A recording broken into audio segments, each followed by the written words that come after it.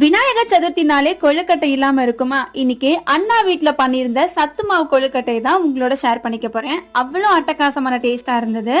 இதுக்கு 1 கப் ஃபுல்லா சத்து மாவு, 3 டீஸ்பூன் ஜாகரி, ஒரு பிஞ்ச் அளவுக்கு சால்ட், கொஞ்சமா நெய் ஊத்திட்டு ஒரு அரை மூடி தேங்காவுமே இதுல ஆட் பண்ணி எல்லாத்தையும் கொஞ்சம் கொஞ்சமா தண்ணி ஊத்தி மிக்ஸ் கொடுத்துக்கிட்டாங்க.